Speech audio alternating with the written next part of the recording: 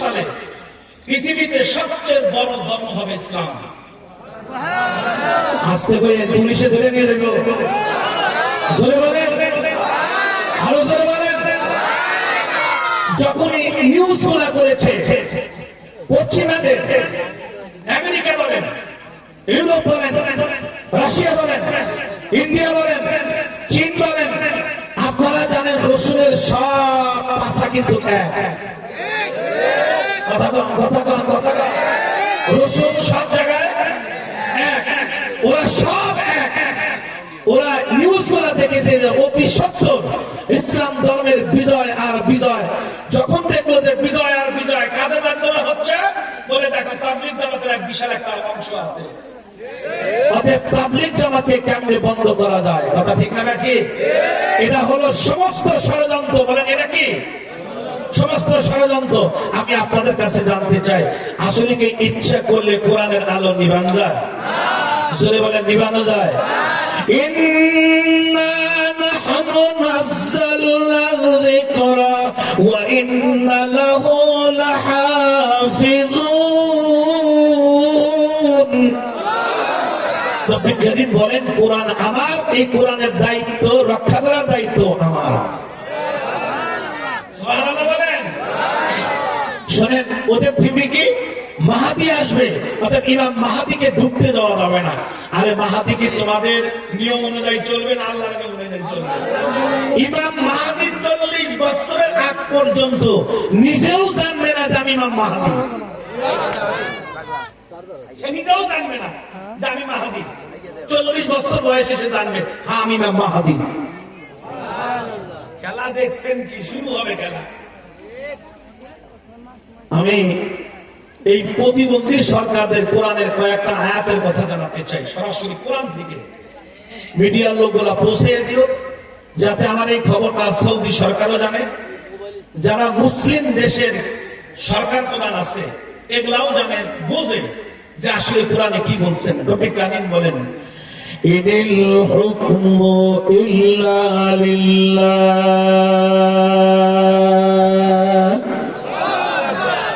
ক্ষমতা একমাত্র কার? জোরে বলেন, আলা লাহুল হুকমু। মনে রেখো, কর্তৃত্ব রয়েছে শুধু তাহারই। সুবহানাল্লাহ বলেন। রব্বুল কারীম সূরা আরাফের 54 নম্বর আয়াতে বলেন, আলা লাহুল খালকু ওয়াল আমর। সৃষ্টি ক্ষমতাও তার এবং হুকুমতও তার। আল্লাহু আকবার বলেন। রব্বুল কারীম আল ইমরানের 189 নম্বর আয়াতে বলেন, লিল্লাহি ওয়ালিল্লাহি মুলকুস সামাওয়াতি ওয়াল আরদ। আসমান সমূহে এবং জমিনে রয়েছে আল্লাহর রাজত্ব। আল্লাহু আকবার বলেন। রব্বুল কারীম অন্য সূরা আল ইমরানের 26 নম্বর আয়াতে রব্বুল কারীম বয়ান ফরমান, বিসমিল্লাহির রহমানির রহিম। কুলিল্লাহুম্মা মালিকাল মুলকি তু'তিল মুলক মান তাশাউ ওয়া তানজি'ুল মুলকা মিম্মান تشاء وتعز من تشاء وتذل من تشاء بيدك الخير إنك على كل شيء قدير. আরো জোরে বলেন, আরো জোরে বলেন। ভাইজান, রব্বুল কারীম বলেন, ও রাসূল আপনি বলে দেন, হে রাজ্যাধিপতি আল্লাহ, তুমি যাকে ইচ্ছা ক্ষমতা দাও, যার কাছ থেকে ইচ্ছা তুমি ক্ষমতা ছিনায়া নাও, যাকে ইচ্ছা সম্মান বাড়ায়া দাও, যাকে ইচ্ছা তার কাছ থেকে সম্মান তুমি ছিনায়া নাও। আল্লাহ, তোমার হাতেই তো সমস্ত ভালাই, সমস্ত জিনিসের উপর তুমি কর্তৃত্বশীল। আল্লাহ, সবকিছু তোমার হুকুমে চলে। আমি আপনাদের কাছে জানতে চাই, জবান খুলে বলেন তো আসলে ক্ষমতার মালিক কে? জোরে বলেন, ক্ষমতার মালিক আল্লাহ রব্বে কারীম। অন্য আয়াতের কারিমার মধ্যে রব্বে কারীম ডাক দিয়ে বলেন, মুসলিম বিশ্বের বাদশাদের জেনে রাখা দরকার, এগুলো বুঝে রাখা দরকার। রব্বে কারীম বলেন, শোন হে মুসলমান, শোন হে মুসলমানের রাজা দিরাজা, তোমরা শোন, ভালো করে শোন, ভালো করে শোন, আমি আল্লাহর কথা তোরা শোন। বিসমিল্লাহির রহমানির রহিম। ইয়া আইয়ুহাল্লাযীনা আমানু লা তাত্তাখিযুল ইয়াহুদা ওয়ান নাসারা আউলিয়া বা'দুহুম আউলিয়াউ বা'দ। আল্লাহু আকবার বলেন। রব্বে কারীম বলেন, আমি আল্লাহর নির্দেশ। সুবহানাল্লাহ। কার নির্দেশ? আমি আল্লাহর নির্দেশ, আমি আল্লাহর নির্দেশ। সাবধান, ইহুদি নাসারাইদের সাথে বন্ধুত্ব করিও না, ওরা একে অপরে বন্ধু, ওরা কোনদিন মুসলমানের বন্ধু হইতে পারে না। সৌদি আরবের বাদশা যাদের উপর ভর করছে ওরা তো মাখলুক। বাদশার উচিত ছিল আল্লাহর কুদরতি হাতে হাত দিয়ে ভর করা। কথা ঠিক না বেটি? আল্লাহর কুদরতি হাতে হাত দিয়ে ভর করলে তার লাভ কি? রব্বে কারীম বলেন, কমপক্ষে এই দুনিয়ায় তার 10টা লাভ। একটু জোরে বলেন, কয়টা লাভ? জোরে বলেন, কয়টা লাভ?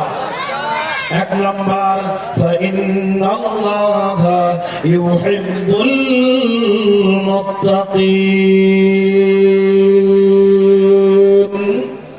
জোরে বলেন আল্লাহু আকবার। আরো জোরে বলেন আল্লাহু আকবার।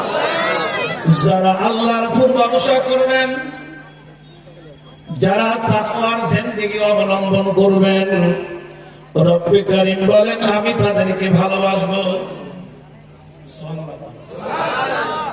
কার ভালোবাসা? আল্লাহ ভালোবাসতে আর কার ভালোবাসা লাগে? কি করেন আপনারা? যাকে আল্লাহ ভালোবাসে ও দুনিয়াও বাদশা, কবরেও বাদশা। রব্বে কারীম বলেন, ওয়া'লামু আন্নাল্লাহা মা'আল মুত্তাকিন। যদি তুমি আমাকে পাও, যদি আমার উপর ভরসা করো, আমি আল্লাহ তোমার বডিগার্ড হব। ভাইরে কি বুঝায় আর কি কই? আল্লাহ কি হবে? জোরে বল। বডিগার্ড কি হবে? কেন? কেন? কেন? বলে দুনিয়ার মানুষ যতই শক্তিশালী বডিগার্ড হোক না কেন, যতই পারদর্শী হোক না কেন, তারপরেও মানুষ ফাঁকি দিয়া শত্রু আঘাত করতে সক্ষম হয়। সহজ বুঝবার জন্য একটু পশ্চিমাদের দিক তাকান। তৎকালীন আমেরিকার প্রেসিডেন্ট, সফল আমেরিকার প্রেসিডেন্ট যারা সারা বিশ্বে নেতৃত্ব দেন, ওই সময় ইরাকে বাগদাদ শহরে একটা সাংবাদিক সম্মেলন কক্ষে ভাষণ দিতেছিলেন। ওই বাগদাদের নওজোয়ান এক সাংবাদিক তার পায়ের স্যান্ডেল খুলে ঘুষকে আঘাত করেছিল। মনে হয় শোনেই না? এখন সার্চ দেন, এখন পাবেন। তাহলে যে জায়গায় হাসান আল জাইদির মতো সাংবাদিক ঘুষেকে জুতা দিয়ে পিটায়, তাহলে ঘুষের কি বডিগার্ড ছিল না? তারা কোথায় গেল? বলে সবকে ফাঁকি দিয়ে আঘাত করেছে। আর একটু বুঝবার জন্য, ম্যাক্রো আপনার ফ্রান্সের প্রধানমন্ত্রী, তাকে ফাঁকি দিয়ে গালে চাকুট লাগাইছিল, ডিম দিয়া ঢেল দিয়েছিল। কথা পায় না? তাইনি? তাদের বডিগার্ড কেন কোথায়? প্রশিক্ষণ প্রাপ্ত বডিগার্ড ছিল। আচ্ছা, তাদের কথা বাকি দিলাম, বাংলাদেশে আসেন। মরহুম শেখ মুজিবুর রহমান, ওনার কি বডিগার্ড কম ছিল? শত্রুরা মেরে ফেলছে। বিএনপির প্রতিষ্ঠাতা জিয়াউর রহমান, ওনাকে শত্রুরাই মেরে ফেলেছে। বডিগার্ড ছিল কি ছিল না? তো কি বডিগার্ড পেলে? আল্লাহ কয়, আমি জানি মানুষকে দায়িত্ব দিলে মানুষের ফাঁকি দিবে চোখ।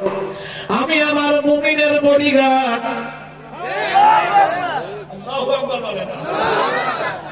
আমি আমার মুমিনের বডিগার্ড, আমি আমার মুমিনের বডিগার্ড। যারা আমার হবে আমি তার হব। আল্লাহু ওয়ালিয়ুল্লাযীনা আমানু ইখরিজুহুম মিনাল যুলমাতি ইলান নূর।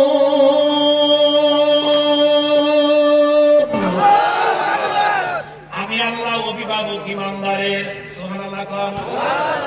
আমি আল্লাহ অভিভাবক ইমানদারের, আমি আল্লাহ অভিভাবক ইমানদারের। হে ইমানদার, তোমাদের ভয় নাই, তোমাদের ভয় নাই।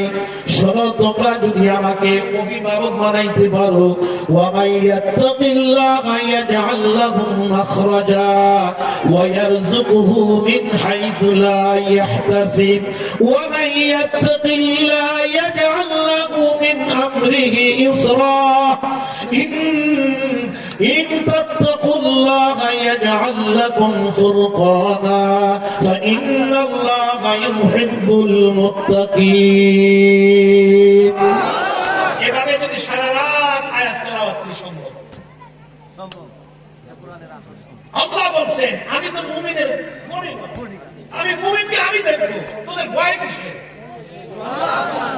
কিন্তু সৌদি আরব কাদের জন্য কাদের ভয়ে কাজ করলো জানি না, তবে সৌদি আরবের একটা এলেম জেহেনের মধ্যে রাখা উচিত, পশ্চিমাদের রাখা উচিত। ওই সময় ফেরাউন দুই একজন মানুষের হত্যা করে নাই, খালি শুনছে মুসা আলাইহিস সালাম আসবে। এইটা কিভাবে শুনছে? গলকদের কাছে শুনছে আসতেছে, মুসা আলাইহিস সালাম এসে আমাকে শেষ করবে, আমার কাছ থেকে ক্ষমতা ছিনিয়ে নিবে। এখন নারী আর পুরুষ এক জায়গায় শোয়াই নিছে, শত শত শিশুকে হত্যা করলো। আল্লাহ কয় আমি কিন্তু সেই মাল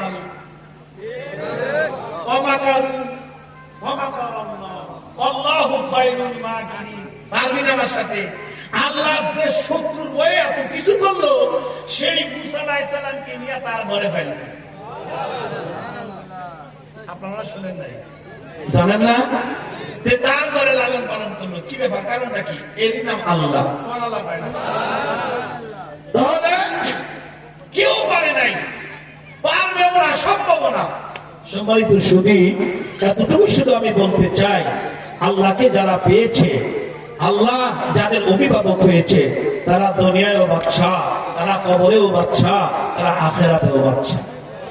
এই জন্য আল্লাহ বলছে শোনো, যদি বাচ্চা হতে চাও, আমি তোমাদেরকে একটা পরামর্শ দিলাম। সূরা আল ইমরানের একটা আয়াতে কারিমা তেলাওয়াত করেছি আপনাদের সামনে, ছোট্ট একটা আয়াতে কারিমা। রব্বি কারীম বলেন, যদি তোমরা সাকসেসফুল হতে চাও, যদি স্বয়ং সম্পূর্ণ হতে চাও, আমার পরামর্শ তোমাদের, আমি আল্লাহ তোমাদের পরামর্শ, তোমরা নবীর অনুসরণ অনুকরণ করো। তোমরা নবীকে ভালোবাসো। সুবহানাল্লাহ। তোমরা নবীকে কি দিয়ে ভালোবাসবেন বলেন এখন দেখি, এই ভালোবাসার ব্যাখ্যা। আমরা এক জায়গায় গেলে হাদিয়া দেয়, এক জায়গায় গেলে খাওয়ায়, এক জায়গায় গেলে কত কিছু আয়োজন, আরে খাওয়া কারে কয়, রিসেপশন কারে কয়, কত মোহাব্বত, কত ভালোবাসা। রসুলকে বেঁচে আছে, তারা নিয়ে পায়েস করে না আছে? রসুল আছে দুনিয়া, তারা বিল্ডিং করে দিবেন, হাদিয়া দিবেন, সবকিছু করবেন, আছে? তাহলে রসুলকে মহব্বত করবেন কেন? কি মহব্বতের ব্যাখ্যা কি? নবী তার বিস্তারিত বলে দিয়েছেন যে আমাকে মহব্বতের ব্যাখ্যাটা কি। মান তামাসসাকা বিসুন্নতি ইনদা ফাসাদি উম্মতি মান আহাব্বা সুন্নতি ফাকাদ আহাব্বানি। নবীকে ভালোবাসার অর্থ হলো, রসুল বলেন যারা আমার সুন্নাতকে ভালোবাসে তারা আমাকে ভালোবাসে। সুবহানাল্লাহ। বলেন বলেন বলেন। যারা আমার সুন্নাতকে ভালোবাসে তারা আমাকে ভালোবাসে। আর সুন্নাত কি? দাড়ি রাখা কার সুন্নাত? কয় না রে? কার সুন্নাত? যাদের দাড়ি নাই তারা কার সুন্নাত পালন করছেন? শরম করেন আপনি? এই ছেলেদের দাড়ি আছে, কথা কেন রে? আপনার দাড়ি নাই কেন কাটেন বলেন? আমাকে বুঝান, আপনি জানেন? যখন সালাম করে বসে আপনি দাড়িতে ফুল লাগান, রসুল কলিজা ধরে বলে আমাকে তুই ছুরি লাগালি? ও মুসলমান, তোর গালে ছুরি কেন? তোর গালে ব্লেড কেন? তোর দাড়ি থাকবে না কেন? টুপি রাখা কার সুন্নাত? কথা বলেন। যাদের টুপি নাই তারা কার সুন্নাত মানলেন? দস্তরখানে খানা খাওয়া কার সুন্নাত? যারা দস্তরখানে খানা খাই না কার সুন্নাত মানলেন? ভাইজান, নবী আমার বলেন, মান হাফিজা সুন্নতি হাফিজাহুল্লাহু তাআলা ওয়া আকরামাহুল্লাহু ফি আরবাইন খিসাল। যারা আমার সুন্নাতের অনুসরণ করবে, যারা আমাকে মহব্বত করবে, সুন্নাতকে যারা মানবে, রাসূল বলেন রব্বি কারীম দুনিয়ার মধ্যে আল্লাহ তাদেরকে নগদ 4টা পুরস্কার দিবেন। জোরে জোরে জোরে জোরে, আরো জোরে। নবীর সুন্নাত মানলে কয়টা পুরস্কার? জোরে বলেন, কয় পুরস্কার? 1 নাম্বার, আল্লাহ ওয়ালাদের দিলের মধ্যে আপনার মহব্বত ঢুকাইয়া দিবে। আরো জোরে। 2 নাম্বার, দ্বীনের উপর অটল থাকার তৌফিক দিবেন। যত গরিবি হান, দ্বীনের উপরে আল্লাহ অটল থাকার তৌফিক দিবেন। 3 নাম্বার, আল্লাহ আপনাকে মালামাল বানাইয়া দিবেন, ধনী বানাইয়া দিবেন।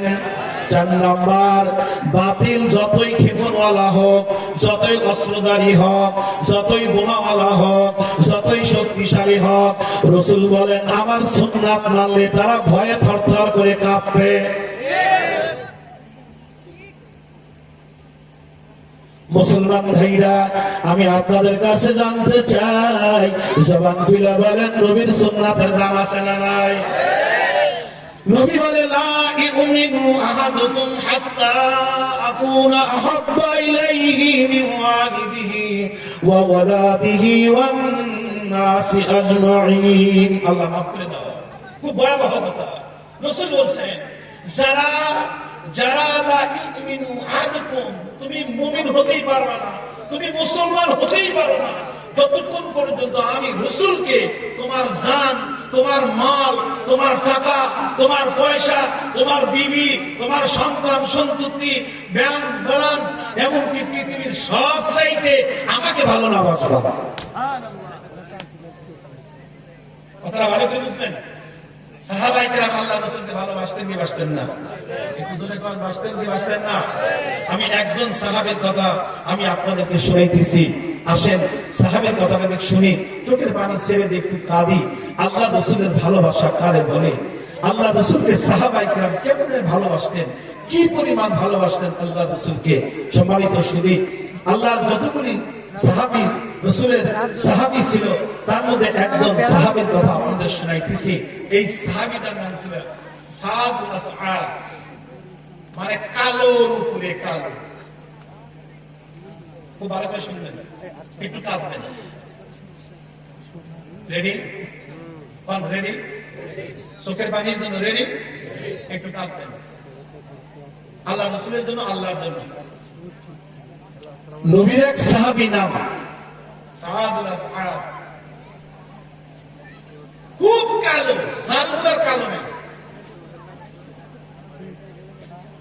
একে দেখতেও যেমন কালো, খাটো, চেহারা সুরত কোনটাই নেই। একদিন আল্লাহ রাসূলের দরবারে এসে বলেন, ও আল্লাহ রাসূল, আমি তো মুসলমান হতে চাই, তো আমার দিলের মধ্যে অনেক ব্যথা। আমি যে কালো মানুষ, আমি মুসলমান হইলে কি আল্লাহ আমাকে জান্নাত দেবেন?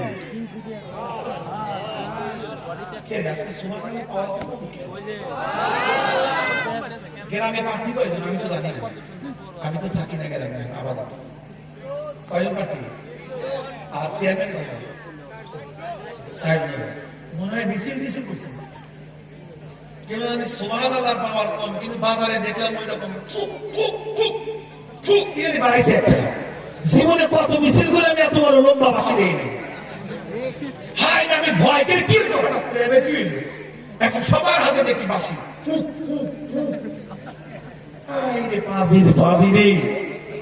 এরকম মিছিল, মিছিল করে যদি গলা বসে যায় সুবহানাল্লাহ কইতাম, তাহলে একটু হাসতে কম কেন? রসুলের সাহাবী কালো মানুষ আসছে, ও আল্লাহ রসুল আমি মুসলমান হইতে যাচ্ছি, আল্লাহ কি আমাকে জান্নাত দেবে? রসুল মুসকে হাসি দিলেন। আচ্ছা, নবীদের হাসি আপনারা কি মনে করতেছেন? রসুলের হাসি সম্পর্কে কি জানেন আপনারা? আম্মাজান বলেন আল্লাহ রসুল যখন হাসতেন ওরা মুক্তা ধরতেন। আল্লাহু আকবার। কারে কইয়া কারে বুঝায়? রসুলের চেহারা খুব সুন্দর। চেহারাটা কেমন ছিল এটা আমার ভাষায় আমি বলতে পারবো না। রসুল মুস্কি হেসে দিয়ে বললেন, কেন দিবে না? আল্লাহ তো সুন্দর অসুন্দর দেখে না, আল্লাহ দেখেন ভিতর। বলেন আল্লাহ কি দেখেন? ইন্নাকা লা তাহদি মান আহবাবতা ওয়ালাকিন্নাল্লাহ ইয়াহদি মান ইয়াশা। এই আয়াত যখন নাযিল হইছে, আইরে বেলাল খুশি। ও বেলাল, তুমি এত খুশি কেন? ভাই আল্লাহ ইনসাফ করছে যে হেদায়েত আল্লাহর হাতে রাখছে। যদি নবীর হাতে থাকতো তাহলে যারা ক্ষমতাশালী তারা আগে পাইতো, আবু জেহেল আগে পাইতো, আবু লাহাব আগে পাইতো, অমুক নেতা আগে পাইতো। আল্লাহ হেদায়েত তার হাতে রাখে কালা গোলাম বেলাল আগে হেদায়েত দিয়েছে। আল্লাহ খেলা বোঝা বড়ই কঠিন। খুব ভালো করে শুনবেন কিন্তু এটা বলে শেষ। বলে আল্লাহ তো চেহারা দেখে না, আল্লাহ দেখে আল্লাহ কি দেখে? এই তোমরা বসো, এ মিয়া বসো, ওয়াজ করবি কোরআন দিয়ে।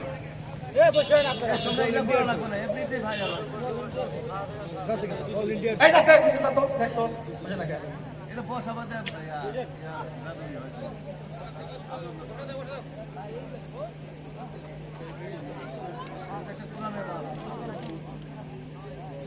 কোন দুঃখী গ্রামে চাই না, খালি আমাকেই কয়লা কাজ করা। আমি জানি না গ্রামে কত শান্তি। আজকে প্রধান বক্তা যেমন করে অ্যাক্টিভ করে এই করবে, এটা আমারও জানা আছে। আমার ইউটিউবে বাংলা দেখেন না, কার নাম আসতে বেশি নাম দেখে না। কান্দার দেখছেন কি? আমার সাথে দিয়ে একটা প্রোগ্রামে যায়, আল্লাহ কোথায় হয় পরিবেশ লাগে। আমি গ্রামে তার এগুলো করতে পারছি, গ্রামে যার দিকে দেখে হে বাবা, হে দাদা, সরমিল ভালো করে আল্লাহ চেহারা দেখে না, কথা কয় না। আর আমরা কি দেখি? এই বিয়ে শাদী করবে যাও আগে চেহারা, কথা কয় না। না, চেহারা দেখে ঠইকেন না। চরমনায় বিশ্বাস বলছেন, বাবা আপনি চেহারা সুরে দেখে কিছু কেনা লাগে, গরু কেন, ছাগল কেন, ঠকবি না। চেহারা দেখে মানুষ বুঝিস না, ঠকবি। অনেকের দাড়িও লম্বা, টুপিও একের গাড়ুই না, চেহারাও মোটামুটি জায়গায় দাগও আছে, হাতে তসবিহ থাকে, কিন্তু জায়গার ভাষা নেন বহু আছে এরকম।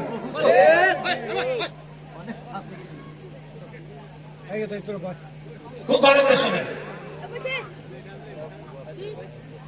হ্যাঁ, আস্তে এখন কম, আস্তে আস্তে। আল্লাহ পয়গম্বর বলেন আল্লাহ চেহারা দেখেন না, খালি দেখে ভিতর। ইন্নাল্লাহা লা ইয়ানজুরু ইলা সুওয়ারিকুম ওয়া আমওয়ালিকুম ওয়ালাকিন ইয়ানজুরু ইলা কুলুবিকুম ওয়া আমালিকুম। আল্লাহু আকবার। আল্লাহ চেহারা দেখেন না, সুরত দেখেন না, টাকা দেখেন না, পয়সা দেখেন না। আল্লাহ দেখে তোমার কলবটা কেমন, ভিতর কেমন, তোমার আমল কেমন। ও সাহাবী, তুমি কি বলো? কালো হয়েছে তো কি হয়েছে?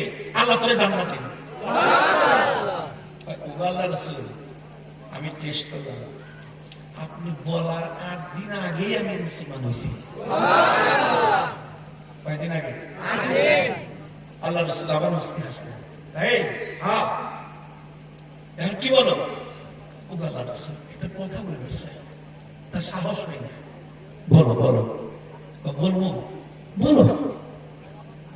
আবার মাথা নিচু করে আবার একটু হাসে, বলো। আল্লাহ রাসূল লজ্জা লাগে, কি বলি, বলো। আচ্ছা, আমি কালো দেখে আমার ভালো দেখা যায় না, সমাজের কেউ ভালোবাসে না, তাই দেখে কি আমার বিয়ে করতে মন চায় না?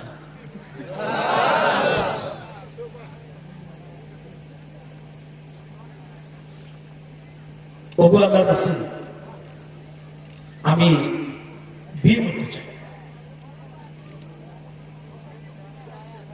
আল্লাহ রাসূল ভাই 100 বার করবে, আমার সাথে কেউ বসতে চায় না। এই চেহারা নাকি কেউ বিয়ে বসবে?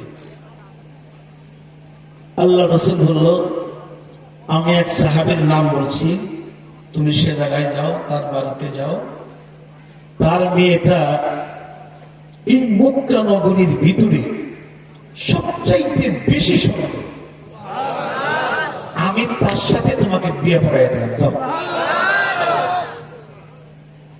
রসুল যে জায়গায় বলছে, কিন্তু তার চেহারার দিকে তাকায় ভাবে কি কয় আল্লাহ রাসূল। যে জায়গায় সবাই ঘৃণা করে, সে জায়গায় সুন্দরী নারীর সাথে আমাকে বিয়ে পড়াইয়া দিবে, এটা কি করে সম্ভব? আচ্ছা যাই, সেই সাহাবীর বাড়িতে গেছে। আসসালামু আলাইকুম আহলাল বাইত। কে গো? আমি আসছি, আল্লাহ রাসূল পাঠাইছেন। হ্যাঁ, আসো আসো। কি? এই যে আমি।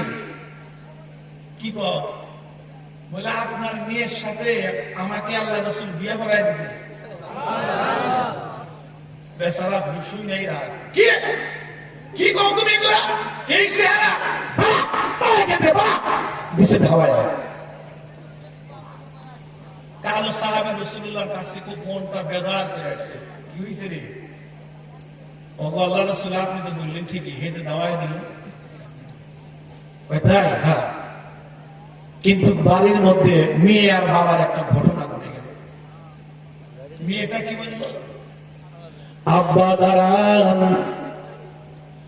কপাল চড়াবেন না,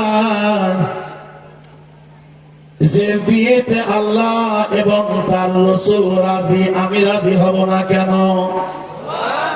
জোরে জোরে। মা বোনেরা, বিটিরা ভালো করে শোনো, কি ধার্মিক মেয়ে ছিল। বাবাকে ডাক দেবে, বাবা আমার চেহারা যতই সুন্দর হোক না কেন, আমার চেহারা সেই আল্লাহর নবীর চেহারা তো দুর্বল নয়। আমার বিয়েতে আল্লাহ রাজি, আমার বিয়েতে নবীও রাজি। আমার যেই বিয়েতে নবী রাজি হয়, যেই বিয়েতে আল্লাহ রাজি হয়, আব্বা দেরি নয়, আমি তার সাথেই বিয়ে বসতে চাই। এ মুসলমান ভাইরা আমার, বাবা ডাক দিয়ে কয়, কিভাবে সম্ভব? বিটি আমার বুঝে আসে না। বলে, বাবা শোনো, 2 দিনের চেহারা যতই সুন্দর হয় না কেন, যদি 10 বার পায়খানা হয়, চেহারার খবর থাকে না। কথা হয় না? এ আমার এলাকার মা বোন, সবচাইতে আমাদের দেশের মধ্যে যে ভয়াবহ গুনাহ, সেটা চেহারার গুনাহ। কথা কন। মেয়েরা পর্দা করতেই চায় না। আল্লাহু আকবার, আল্লাহু আকবার। মাঝে মধ্যে নিত্য নতুন আবিষ্কার তৈরি হয়, নিত্য নতুন আবিষ্কার। ওই দিন ঘ্যাস তুলতেছি, গ্যাস পাম্পে পিছন থেকে একজন ডিম বিক্রি করে, ডিম পিছন থেকে আমার আসে, হুজুর কাঁচা বাদাম। কাঁচা বাদাম এটা কি কয়? ডিম। তুই তো ডিম বিক্রি করস, বাদাম হুজুর এটা বুঝবেন না, এটা ভাইরাল গান। এই জন্য কাঁচা বাদাম। হাই হাই রে, এক একটা সময় এক একটা আবিষ্কার, এক একটা সময় এক একটা আবিষ্কার। মেয়েদের ভিতরে এক একটা সময় এক একটা আবিষ্কার। গুনাহ যে মানুষ করে, গুনাহকে গুনাহ করতে করতে গুনাহ গুনাও মনে হয়। ডাকতে বলে, বাবা 2 দিনেরই জিন্দেগি। আল্লাহু আকবার। ওই দিন মানিকগঞ্জে একটা প্রোগ্রাম করলাম। খালেদ সাইফুল্লাহ আইয়ুবী মহোদয়, গত বছর আমি আর খালেদ সাইফুল্লাহ আইয়ুবী মহোদয় ছিলাম। এবার তিনি নাই, তার পরিবর্তে এবার আমি এইরকমই প্যান্ডেল, বিশাল প্যান্ডেল, যে জায়গায় 20-30,000 লোকের সমাবেশ, আমি যখন বয়ান করলাম, বয়ান শেষে যখন কালেকশন করতেছি, একটা লোক আমার কাছে আসছে, হাতের মধ্যে টাকা দিয়া আমার গলাটা ধরে তেজের মধ্যে কান্না শুরু করছে। বাবাজি কান্দেন কেন, কি হয়েছে? বলো হুজুর একটাই মাত্র আমার মেয়া, আমার একটাই মেয়া হুজুর, মেয়ের বিয়ে ঠিক হয়েছে, মেয়ে যাবে বাসর ঘরে, মেয়ের গহনা গাটি সব কমপ্লিট, শাড়ি সব কমপ্লিট, বিয়ের দিন ধার্য সব কমপ্লিট। হুজুর মেয়ে কলেজে গেছে, মেয়ে আর জীবিত আসতে পারে নাই, লাশ হয়ে বাড়িতে আসছে, অ্যাক্সিডেন্ট হয়ে মারা গেছে। এমন একটা জিন্দেগি, যেই স্বামীর ঘরে লাল শাড়ি পরিয়া ঢুকছো রে মা, ওই ঘরের থেকে সাদা কাপড় পরায় বার করবে, এর মধ্যে কোনো সন্দেহ নাই। কথাটা খুব ভালো করে বুঝবেন, ঢেলের কান্দে শুনবেন। এ মুসলমান ভাইরা আমার, দেখতে দেখতে দেখতে দেখতে মেয়েটা বাবা আর দেরি নাই, যেই বিয়েতে আল্লাহ রাসূল রাজি, আল্লাহ রাজি, আমিও ওই বিয়েতে রাজি, ডাক দাও বাবা। দেরি করে নাই, সাহাবের মেয়েটার বাবা পড়ে আছেন, আল্লাহর পয়গম্বরের কাছে এসে বলে, ওগো আল্লাহর পয়গম্বর, আমি তো বুঝি নাই, আমার বিশ্বাস হয় নাই আপনি যে পাঠাইছেন, কারণ আমার মানুষ, আমি তো মানুষ, আমার একটা মন আছে না, আল্লাহ রাসূল এত নিম্নমানের চেহারা লোক আমার কাছে পাঠাইতে পারে না, মনে হয় কথা ঠিক নয়, এই জন্য আমি তাকে তাড়িয়ে দিয়েছি। ওগো আল্লাহ রাসূল, আমি এখন তওবা করতে এসেছি, আপনি মন বেজার করবেন না, আমার বিটি রাজি, আমিও রাজি, বিয়া পড়ায়া দেন। মুসলমান ভাইরা আমার, খুব ভালো করে বুঝবেন, কথাটা খুব ভালো করে শুনবেন, লম্বা বয়ান যেহেতু করবো না। বান্দিরা আমার, বিয়ে শাদী যখন হয়ে যায়, আল্লাহ রাসূল দিরহাম করে দিলেন, 400 দিরহাম বলে দিলেন বিয়ের মহরানা। এই বান্দিরা আমার, গরিব সাহাবী ডাক দিয়ে কও, আল্লাহর পয়গম্বর, আমার চেহারাটাও কালো, মানুষও গরিব, দুনিয়ায় আপন বলতে কেউ নাই, আমার টাকাও নাই, আমার পয়সাও নাই, আমি মহরানা কি দিব, কিভাবে দিব? আল্লাহর পয়গম্বর বলেন, 3 জন সাহাবীর নাম আমি বলিয়া দেই। ওসমান ইবনে আফফান রাদিয়াল্লাহু তাআলা আনহু, তার কাছ থেকে 200 দিরহাম নিবা। হযরত আব্দুর রহমান ইবনে আউফ রাদিয়াল্লাহু তাআলা আনহু, তার কাছ থেকে 200 দিরহাম নিবা। হযরত আলী রাদিয়াল্লাহু তাআলা আনহু, তার কাছ থেকে 200 দিরহাম নিবা। সাহাবায়ে কেরামের কাছে যখন যায়, সাহাবায়ে কেরাম 200 বেশি দিয়ে দিল, টাকাগুলি অনেক হয়ে গেল। যাও বাজারে যাও, কেন ব্লাউজ, কেন শাড়ি, কেন গহনা, সব কিনে নিয়ে আসো। কালো মানুষটা আনন্দের সাথে বাজারে যায়, আজকে বিবির জন্য মার্কেট, বাজারে যখন যাচ্ছে বাবা জিনিসপত্র কিনবে, এই মুহূর্তে আল্লাহর নবীর এক সাহাবী ডাক দিয়ে কয়, বাবা কি কেন? বলে আজকে আমার বিয়ে হবে, আমার বিয়ে নবী পড়াইয়া দিবে। বলে কার জন্য বিয়ে? যে নবী বিয়ে পড়াবে সেই নবী জিহাদের ময়দানে শহীদ হইয়া যাচ্ছে। কারো সাহাবী বলে, না আমার আর কেনা হলো না, আমার আর শাড়ি কেনা হলো না, আমার গহনা কেনা হলো না, আমি কার জন্য কিনবো গহনা, কার জন্য কিনবো আমি শাড়ি, কার জন্য কিনবো আমি সমস্ত কিছু না, যেই নবী দুনিয়ায় থাকবে না, আমার বিয়ের দরকার নাই। ভাইজান স্বর্ণ ফেরত নাও, ভাই গহনা ফেরত নাও, ভাই কাপড় ফেরত নাও, ভাই ব্লাউজ ফেরত নাও। কেন? বলে তলোয়ার দাও, আমি এখন যাব জিহাদের ময়দানে। মুসলমান ভাইরা আমার, জিজ্ঞাসা করতে চাই, এই গরিব সাহাবী মক্কার সবচাইতে সুন্দরী নারী পাইছেন, আজকে বিয়ে করবেন, বাসর ঘরে যাবেন, বাদামের সুন্দর নারীকে ডিলিট করে দিয়া নবীজির মহব্বত সিনার মধ্যে রেখেছেন। আমি জানতে চাই নবীর মহব্বত আছে না না? বলেন। সম্মানিত শুধু এই কথার মাধ্যমে স্বামী তার জীবনী থেকে আমরা শিক্ষা গ্রহণ করতে পারি। যখন যে কোনো সময়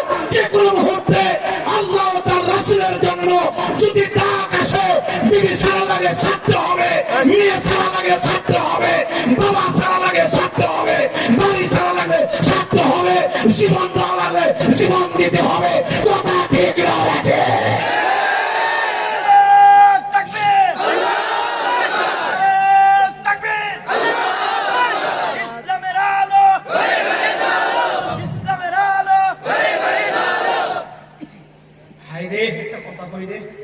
মনের একটা কথা কই, আমাদের রফিক ভাই ভাই ইসলামের আলো ঘরে ঘরে জল, কথাটা কত সুন্দর।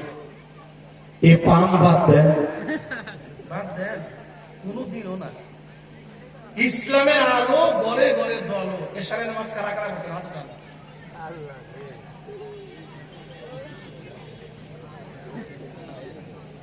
ওরাই বলে ইসলামের আলো লাগায়, এই বেয়া নামাজি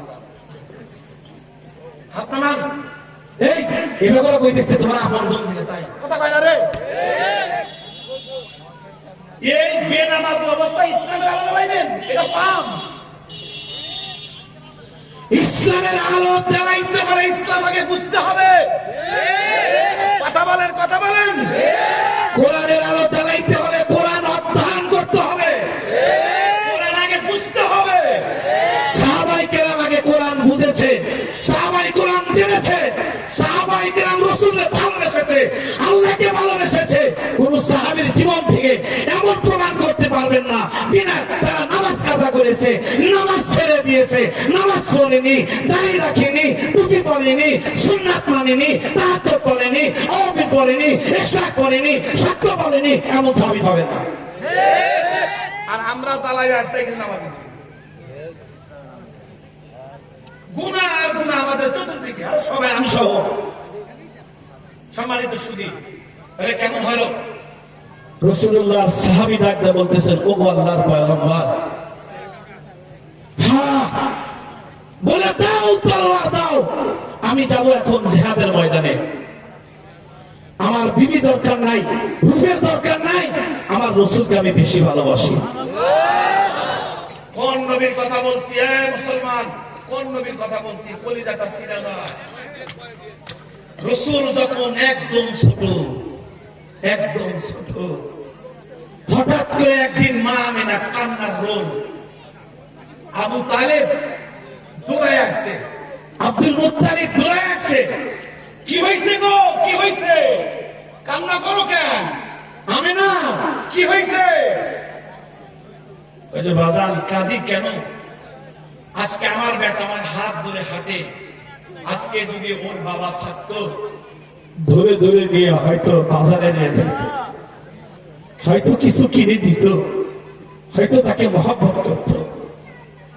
আল্লাহ পাকের আমেনার এই কান্না আল্লাহর কুদরতি অন্তরে লাগছে। সুবহানাল্লাহ। হ্যাঁ, এটা বোঝা বড়ই কঠিন। আমার দিক তাকান, আমার দিক তাকান, আমার দিক তাকান। রাসূলুল্লাহর জীবনী বলতেছি মিয়া। প্রধানমন্ত্রী আয়েশা রাদিয়াল্লাহু, আপনারা শুনে নিন।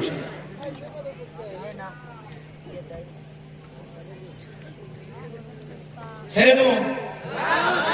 হ্যাঁ, আচ্ছা আচ্ছা, তাহলে আর কিছু সময় করি। ও বাবা, মা আমিনার এই কান্না আল্লাহর কুদরতি অন্তরে লাগছে। তুমি ভ্রমণের কথা বলো, আল্লাহ পাক নবীজির ভ্রমণ এমনই কবুল করা করলেন, সাত আসমান ভেদ করার আশা আছে। হঠাৎ করে আর একদিন কাঁদতেছে মা আমেনা, কান্নার রোল। কি হইলো, কি হলো? বলে বাপজান, আমার বেটা মোহাম্মদ বড় হয়ে গেছে, খেলাধুলা করে, ওর বাপ বেঁচে থাকলে না জানি কত খেলা কিনে দিত। ওর বাবা দুনিয়ায় নাই, এই খেলনা খেলতে পারে না। আমেনার এই কান্না আল্লাহর কুদরতি অন্তরে লাগছে। আমেনা আল্লাহ পাক এমন এক অবস্থা করছিলেন, আরে আসমানের চাঁদ এনে আল্লাহ রাসূল খেলাইছেন। সুবহানাল্লাহ বললেন না? আমি সেই নবীর কথা বলতেছি, সেই রাসূলের কথা বলতেছি। আমি কোন রাসূলের কথা বলতেছি? কিতাবের মধ্যে আছে, তামাম দুনিয়া যখন নিস্তেনাবুদ হয়ে যাবে, প্রথমত যার লাশখানা উঠানো হবে, প্রথম লাশ হবে আমার নবীর লাশ মোবারক, লাশ মোবারক উঠানো হবে। আমার প্রিয় রাসূলের লাশ মোবারক যখন তিনজন ফেরেশতা উঠাইবে, কবর থেকে উঠানোর পরে আর জিবরিল আমিন যখন কাফনের দরজা খুলে দিবে। আল্লাহ রাসূলকে ডাক দিয়ে বলবে, ওগো আল্লাহর পয়গম্বর, আপনাকে তো এইভাবে কবরে রাখি নাই, আপনার দাড়িতে কাদা কেন, আপনার চেহারায় কাদা কেন, আপনার চুলে কাদা কেন, আপনার কাপড়ে কাদা কেন, ওগো আল্লাহর পয়গম্বর কাদা কেন? আল্লাহর পয়গম্বর বলে, দুনিয়ায় 63 বছর কেঁদেছি, দুনিয়ায় 63 বছর কেঁদেছি, দুনিয়ায় 63 বছর কেঁদেছি। যেদিন থেকে কবরে শোয়াইছো সেদিন থেকে কাঁদতে কাঁদতে উম্মতের জন্য আমি কবর কাদা বানাইছি।